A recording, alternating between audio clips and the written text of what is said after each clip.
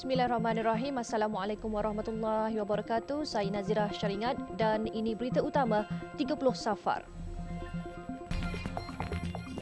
Tidak perlu ujian kendiri bila pintu negeri dibuka.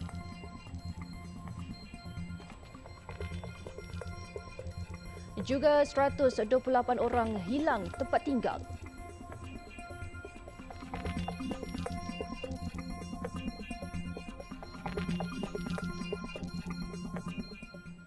Kebenaran rentas negeri yang akan diumumkan dalam tempoh beberapa hari lagi tidak akan menggunakan prosedur operasi standard SOP baharu, sebaliknya menggunakan SOP sedia ada. Menteri Kesihatan Khairi Jamaluddin Abu Bakar berkata, kerajaan juga tidak akan mewajibkan pelaksanaan ujian kenduri COVID-19 kepada individu belum atau menolak vaksin yang mahu merentas negeri. Katanya cadangan mewajibkan ujian kendiri sudah dikaji dan pihaknya mendapati ia sukar untuk dikuatkuasakan, sekaligus berharap semua pihak perlu jujur dan bertanggungjawab bagi memastikan keselamatan diri dan keluarga jika mahu merentas negeri. Kita telah kaji cadangan tersebut, ya. Namun demikian tidak ada cara untuk kita menguatkuasakan cadangan tersebut. Takkan kita nak ada sekatan jalan raya dan kita cek setiap orang yang keluar dan kita kalau dia tak divaksinasi kita suruh dia buat test dekat situ. Saya rasa rakyat lebih marah kalau berlaku kesesakan jalan di mana mereka dah tunggu nak balik kampung, tiba-tiba ada sekatan jalan raya di mana dia cek setiap orang yang tak divaksinasi kena buat ujian kendiri. Ini bukan macam gelembung Langkawi di mana jumlah dia tak ramai dan dapat dibuat di lapangan terbang Kuala Lumpur. Ini semua jalan keluar masuk daripada semua bandar ataupun daripada semua negeri dan sangat-sangat mustahil untuk kita semak, ya. Cuma SOP yang sedia ada, SOP MKN yang sedia ada akan terus dipakai. Maksudnya apa? Maksudnya kalau SOP yang sedia ada tidak membenarkan siapa-siapa yang tidak menerima vaksin untuk melakukan dine-in di restoran ataupun di kedai-kedai makan. Itu terpakai. Sementara itu, harga kit ujian kenduri COVID-19 yang sedia ada akan diturunkan dalam masa terdekat. Khairi Jamaluddin berkata, pihaknya dan Kementerian Perdagangan Dalam Negeri dan Hal Ehwal Pengguna akan berbincang untuk menurunkan harga tersebut. Lebuh Raya Pantai Timur Fasa 1 LPT1 dijangka mengalami kesesakan pada musim perayaan Maulidur Rasul minggu depan susulan pembukaan jajaran Lebuh Raya Utama Tengah CSR antara Bentong ke Raub Pahang. Ketua Operasi dan Penyelenggaraan Anih Berhad Ainul Hasri Shah Abu Hassan berkata, lambakan kenderaan dari arah Pantai Timur ke Ibu Negara akan menyebabkan kesesakan terutama di Tol Bentong. Sebelum ini berlaku kesesakan yang teruk di Pekan Bentong menyebabkan berlakunya kesesakan di Lebuh Raya KL Karak.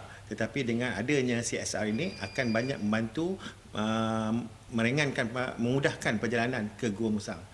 Ini akan menyebabkan perjalanan akan jadi lebih pendek ke Pantai Timur. Tetapi kerisauan yang Anih Berhad perlu titik beratkan di sini, di mana apabila kenderaan daripada timur kembali ke Kuala Lumpur, di mana lambakan kenderaan ini akan terus masuk ke Lebuh Raya Anih Berhad. Justru katanya pengguna dinasihatkan agar merancang perjalanan dan sentiasa mengikuti perkembangan trafik Lebuh Raya LPT menerusi laman sosial Anih Berhad. Tambahnya lagi, Anih Berhad menjangka 150,000 sehingga 160,000 kenderaan akan menggunakan Lebuh Raya Kuala Lumpur Karak dan Lebuh Raya Pantai Timur LPT1 menjelang pengumuman kebenaran rentas negeri nanti.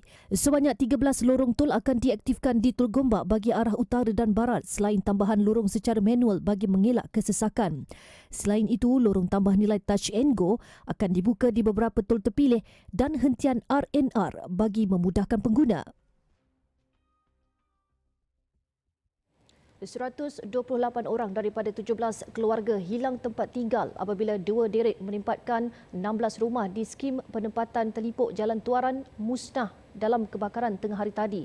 Dalam kejadian kira-kira jam 1 tengah hari itu, api sukar dikawal sepenuhnya berikutan kedudukan rumah terlalu hampir antara satu sama lain.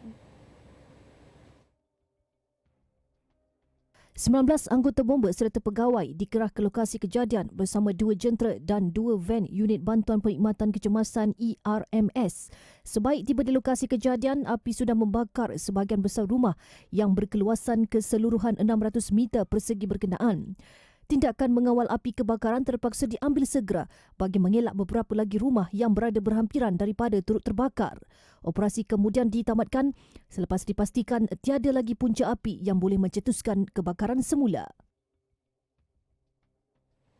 Sepasang suami isteri mati rentung dalam kemalangan melibatkan sebuah kereta Pro 2 Myvi berhampiran lampu isyarat Tesco Mergung, Lebuh Raya Sultanah Bahiyah dekat Alustar awal pagi tadi.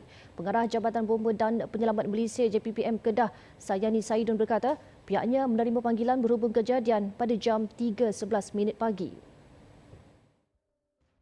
Sebaik sepasukan anggota dari Balai Bomba dan Penyelamat BBP Alustar tiba, api sedang marak membakar kenderaan terbabit. Sebaik kerja pemadaman selesai, anggota bomba menemui 2 mangsa di tempat duduk bahagian hadapan kereta.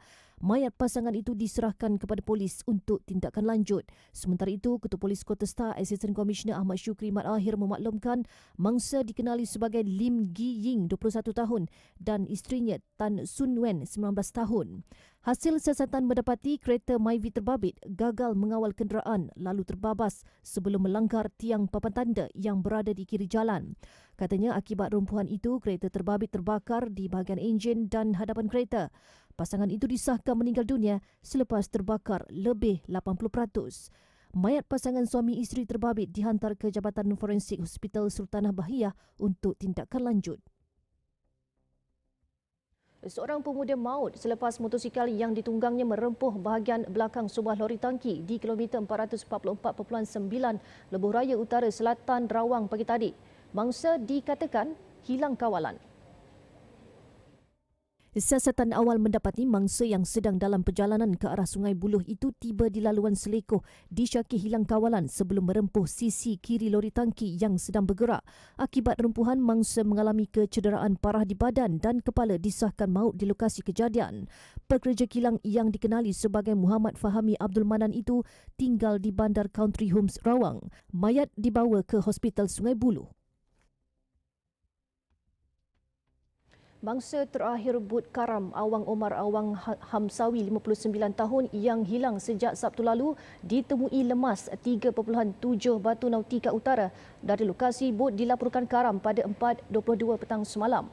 Pengarah Maritim Sarawak Laksamana Pertama Maritim Zin Azman Mat Yunus berkata, mangsa ditemui oleh bot pemancing yang melakukan pencarian di 6 batu nautika dari Pulau Satang. Mayat mangsa kemudiannya diserahkan kepada pihak polis untuk tindakan selanjutnya. Terdahulu, sebuah bot yang didaftarkan atas nama Okinawa yang membawa 8 pemancing termasuk seorang tekong dan pembantunya karam di perairan Pulau Satang pada Sabtu lalu. Namun 9 daripadanya berjaya diselamatkan oleh komuniti nelayan.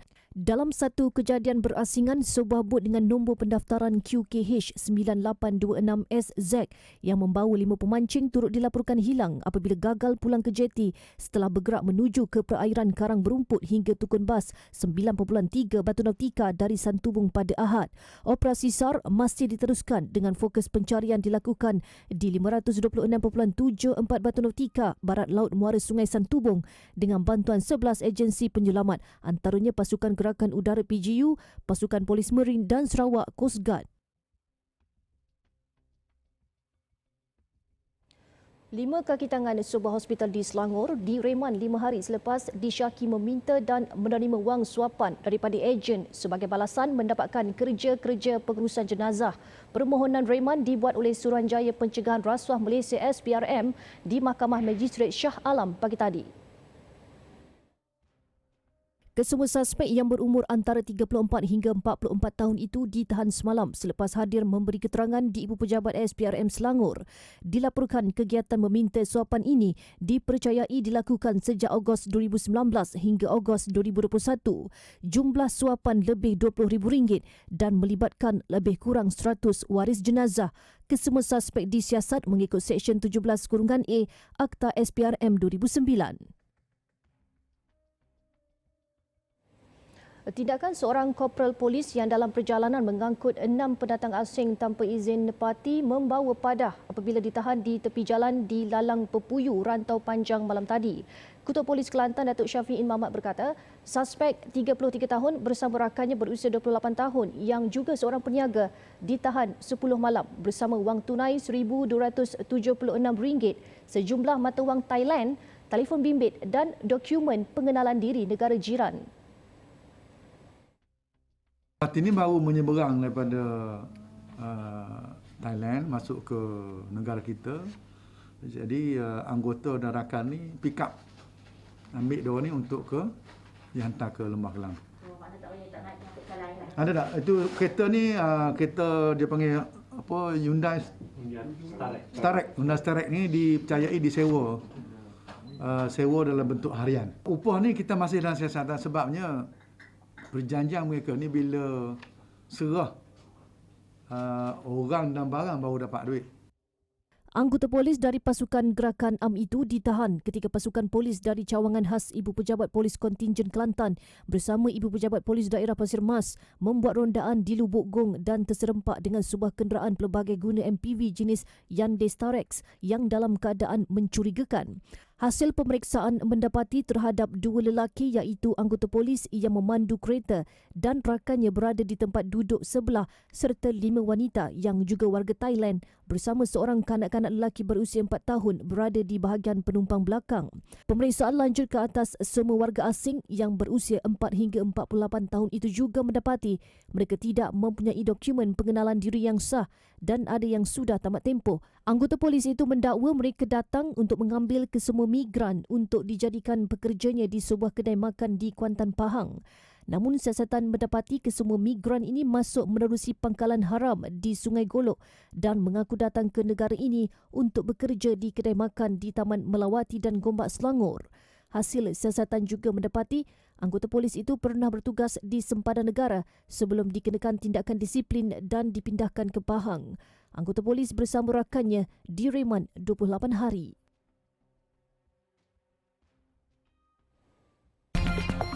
InsyaAllah selepas ini tahfiz swasta ditutup kerana pandemik.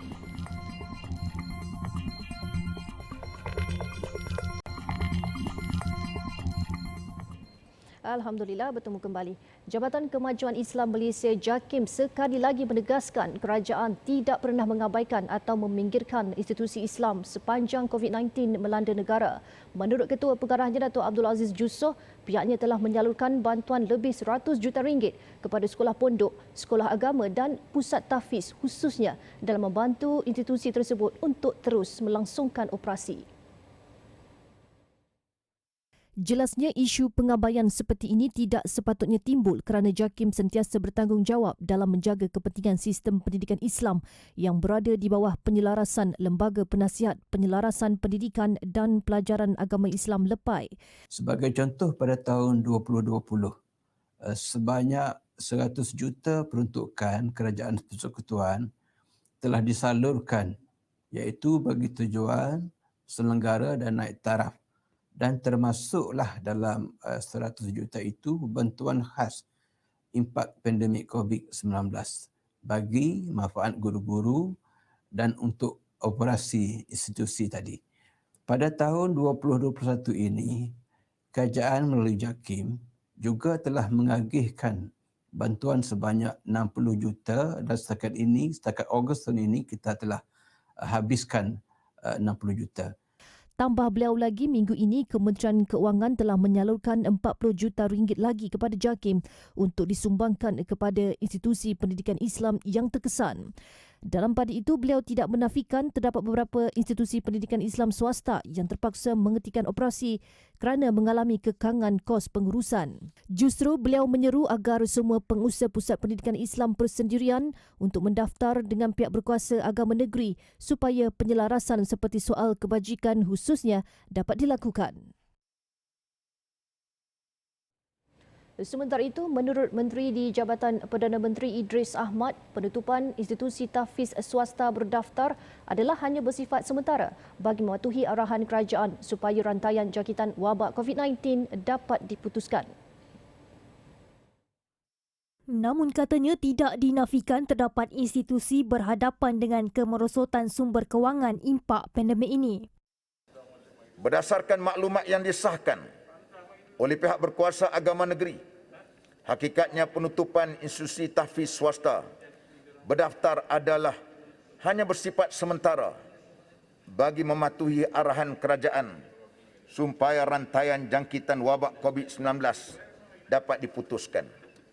Namun begitu, tidak dinafikan terdapat institusi yang berhadapan dengan kemerosotan sumber kewangan impak daripada pandemik ini. Antaranya dengan memperkenalkan pengajaran dan pembelajaran di rumah PDPR bagi membolehkan institusi berkenaan terus dapat beroperasi dalam norma baharu. Idris menggulung perbahasan rancangan Malaysia ke-12 pada 7 Oktober 2021 di Dewan Rakyat petang tadi. 121 gelandangan yang tinggal di Pusat Transformasi Gelandangan Anjung Kembara Jalan Pahang dan Anjung Kelana Taman Danau Desa diperiksa tahap kesihatan mereka melalui program #RoseCare yang diadakan oleh Jabatan Pendaftaran Pertubuhan Malaysia JPPM. Timbalan Ketua Pengarah JPPM Wan Zainul Azam Kamid berkata, program ini dianjurkan bagi memastikan semua lapisan masyarakat, terutama golongan gelandangan dan asnaf, diberi perhatian. Program kita pada kali ini adalah untuk memberi fokus kepada kumpulan gelandangan yang terdedah kepada risiko penularan COVID-19 lah. Menurutnya lagi, selain ujian saringan COVID-19, tahap kesihatan penghuni Pusat Transformasi Gelandangan ini juga diperiksa secara percuma. Hasil dari ujian saringan mendapati kesemua 121 orang yang diperiksa bebas dari jangkitan COVID-19. Tambahnya, program ini julung kali diadakan sebagai tanggungjawab sosial korporat CSR dengan kerjasama agensi kerajaan, swasta serta pertubuhan bukan kerajaan NGO. Beliau juga berharap program ini dapat diteruskan pada masa akan datang di samping dapat menjadi inspirasi dan momentum kepada pihak lain untuk bersama-sama membantu golongan yang kurang bernasib baik. Beliau berkata demikian selepas majlis penutup program RoseCare siang tadi. Dalam majlis ini, JPPM turut menyampaikan kit penjagaan diri kepada penghuni pusat gelandangan ini. Pengeluar pakaian muslimah Siti Hadijah Apparel Sdn Bhd merancang membuka butik ke-50 dalam tempoh 2 tahun lagi. Ketua Komersial Siti Hadijah, Khairul Idham Ramzan berkata, ketika ini syarikatnya mempunyai 37 butik di seluruh negara. Kita akan buka yang kita sekarang ada 37 butik di seluruh Malaysia. Butik terbaru selepas Melaka ni kita akan buka di Wan Utama Shopping Centre pada 6 November. Itu akan menjadi butik ke-38. Secara keseluruhan pada tahun 2022 nanti kita target kita akan ada 45 butik di seluruh Malaysia dan menjelang tahun 2023 kita akan ada 50 butik di seluruh Malaysia, insya-Allah. Khairul Idham berkata demikian kepada TV Al-Hijrah selepas pembukaan semula butik Siti Hadijah di Bandaraya Melaka. Menurutnya, pembukaan butik baharu itu membuktikan sambutan masyarakat terhadap pakaian muslimah keluaran Siti Hadijah amat memberangsangkan. Meskipun butik pakaian tidak dibenar beroperasi sepanjang pandemik COVID-19, operasi Siti Hadijah tetap berjalan menerusi perniagaan atas talian. Siti Hadijah jelasnya mengambil inisiatif dengan melakukan penghantaran dari rumah ke rumah pelanggan yang membuat pembelian di atas talian. Namun dengan sebahagian besar negeri di negara ini yang melangkah ke fasa 3 dan 4 PPN, operasi Siti Hadijah dapat dijalankan seperti sedia kala. Ini kerana katanya pelanggan lebih berminat untuk hadir ke butik Siti Hadijah untuk membuat pilihan. Sebagai usaha mengembangkan lagi operasi perniagaan tambahnya, Siti Hadijah sedang menjadi lebih ramai franchisee yang berminat menceburkan diri dalam perniagaan pakaian. Kami secara aktif mencari potensi franchisee baru di Malaysia. Mereka berpeluang untuk berniaga dengan jenama Siti Hadijah ni. Kami offer ataupun package ni boleh didapati dengan kontak kami directly ataupun melalui pemodalan nasional ataupun Perbadanan Usahawan Nasional Berhad. Kita ada kolaborasi dengan mereka. Kita one of the panel franchisor di sana lah. Juga boleh hubungi kami secara direct, hubungi kita punya head office, kita akan terangkan, kita akan buat briefing semua. Sementara itu, pemilik butik Siti Hadijah berkenaan, Nur Syazwani Misri, 34 tahun, merancang membuka satu lagi cawangan di Melaka tahun depan. Ini kerana jelasnya sambutan menggalakkan daripada pelanggan di sekitar Melaka terhadap jenama Siti Hadijah sejak butiknya beroperasi 5 tahun lalu. Nur Syazwani turut menyifatkan keputusannya untuk berhenti daripada kerjaya guru di Sekolah Kebangsaan Semabuk Melaka berbaloi. So sebenarnya saya ialah seorang guru. Pada 2016 saya masih seorang guru dan apabila satu masa Siti Khadijah membuka peluang kepada sesiapa sahaja yang berminat untuk menjadi lisensi kepada Siti Khadijah. Jadi saya pun tertariklah dengan email yang dia hantar tu dan saya pun pergilah dekat dia punya talk. And then bila saya berbincang dengan orang lain, so saya rasa macam okay, kita boleh cubalah untuk ambil peluang untuk menjadi lisensi Siti Khadijah Melaka lah. Sebab masa tu Melaka pun tiada lagi cawangan Siti Khadijah. Jadi kita nak jadi orang pertama lah yang buka Siti Khadijah di Melaka. Syarikat Siti Hadijah turut menerima program peningkatan enterprise Bumi Putra BIP di bawah SME Corporation Malaysia.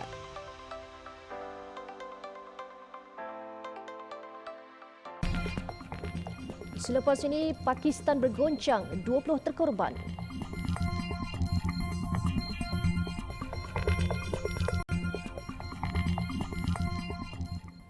Perkembangan luar negara, gempa bumi 5.7 skala Richter di Pakistan ragut sekurang-kurangnya 20 nyawa, manakala lebih 200 lagi cedera. Pasukan penyelamat mendakwa mangsa maut kebanyakannya adalah wanita dan kanak-kanak.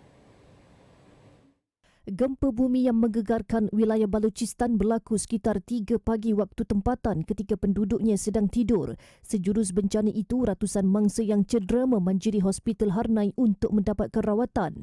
Sementara itu, helikopter tentera turut digerakkan bagi menghantar mangsa yang kritikal ke hospital di Quetta. Gempa bumi itu turut memusnahkan lebih 100 rumah, manakala sebilangan besar lagi rosak termasuklah bangunan kerajaan. Lahar yang masih aktif di Gunung Berapi Cumbre Vieja di La Palma memaksa penutupan lapangan terbang di pulau itu susulan abu tebal yang boleh menjejaskan penerbangan. Keputusan itu dibuat berlandaskan protokol sedia ada yang meletakkan keselamatan sebagai keutamaan. Bagaimanapun, lapangan terbang lain di Canary kekal dibuka. Gunung Berapi yang meletus sejak 19 September lalu kini masuk hari ke-19 dan telah memusnahkan 1,000 bangunan. 6,000 penduduk pula terpaksa berpindah, kebanyakannya dari bandar El Paso. Hampir 30 hektar laut turut dipenuhi dengan lahar. Pada petang Ahad lalu, sebahagian puncak utama Gunung Berapi berkenaan runtuh sekaligus menyebabkan peningkatan aliran lahar. Situasi itu juga boleh mengancam kawasan penduduk di wilayah berdekatan. Selepas beberapa negara mewajibkan syarat lengkap vaksin buat penumpang pesawat penerbangan antarabangsa, syarikat penerbangan Air New Zealand pula mengaukasikan polisi sama kepada pelancong serta pengunjung luar bermula 1 Februari. Langkah itu dilihat salah satu polisi tegas di dunia bagi mengekang penularan COVID-19. Syarikat penerbangan New Zealand dalam kenyataannya berkata syarat vaksin merupakan salah satu langkah bagi mengekang jangkitan COVID-19. Malah banyak negara telah melarang kemasukan individu yang tidak divaksin. New Zealand merancang untuk membuka sempadan negaranya awal tahun depan sejak ia ditutup pada Mac tahun lepas. Meskipun polisi itu akan mendapat tentangan, namun ia tetap akan dilaksanakan bagi melindungi rakyatnya, pelancong serta komuniti di New Zealand secara keseluruhan. September lepas, syarikat penerbangan terbesar di Australia turut mengenakan polisi yang sama kepada penumpang antarabangsa agar lengkap vaksin. Qantas juga menjadi syarikat penerbangan pertama di dunia yang meminta bukti vaksinasi dari semua penumpang di pesawat. Dan seterusnya, rangkuman berita antarabangsa pilihan. Hujan lebat di wilayah Hainan mencetuskan banjir sehingga menenggelamkan 60 buah rumah di beberapa buah kampung. 31 penduduk yang terkandas terpaksa dipindahkan dengan bantuan pasukan penyelamat ekoran ketinggian air yang semakin meningkat. Kekurangan pemandu trak di London memaksa tentera negara itu mengambil alih tugas menghantar bekalan petrol dan diesel ke stesen minyak.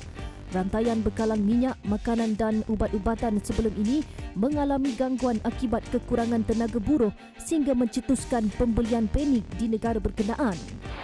Langit di Sao Paulo, Brazil bertukar jingga susulan ribut pasir yang membadai bandar berkenaan.